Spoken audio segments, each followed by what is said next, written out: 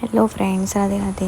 અમે લોકો સિંગાપુરમાં ECP beach કરીને છે ત્યાં ફરવા માટે ગયા હતા. બધા કે છે આપણે ત્યાં રીંગણનો ભરતો રોટલો બનાવીએ, ગુજરાતની યાદો તાજા કરીએ.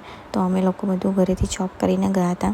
તો ત્યાં અને મોલમાંથી રીંગણ લઈ લીધા હતા ભરતું બનાવવા માટે. અને ત્યાં આવી રીતે બાર્બીક્યુ બધી જગ્યાએ આવી રીતે બનેલું જ હોય છે, એના પર બનાવવાનું હોય. તો આપણી ગુજરાતી ભાષામાં કહીએ તો ચૂલા પર ખાવાનું બનાવવાનું.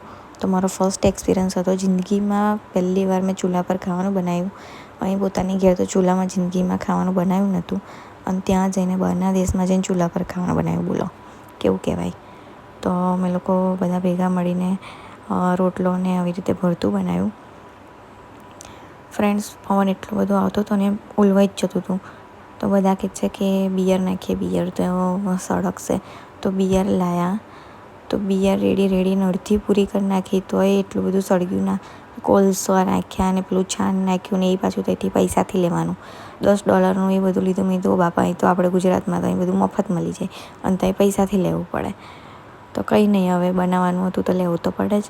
તો ત્યાં જઈને આવું બધું લીધું, બેરે સળગાવ્યું. પવન એટલો બધો આવતો હતો અને ગમે ત્યારે વરસાદ પડી જાય એનું કશું નક્કી નહીં. તો રોટલાને એવું બધું બનાવતા હતા. ભગવાનની કૃપાથી બધું જમવાનું બનાવ્યું ત્યાં સુધી તો વરસાદ પડ્યો ના. છેલ્લા રોટલા બનાવતી હતી તો છાંટા પડવા લાગ્યા. મેં કીધું પતી ગયું, હવે મેં કીધું ગયું હવે. પણ ફ્રેન્ડ્સ, વરસાદ ના પડ્યો. પણ છેલ્લે પછી ખાવાના ટાઈમે એટલો બધો વરસાદ ધબકાયો, કશું કહેવા જેવું જ નહીં. એટલા ડેન્જર બધા સીનો થયા હતા. અને વિડીયો ઉતારાયો નહીં પછીનો. તો મળીએ નેક્સ્ટ વ્લોગમાં.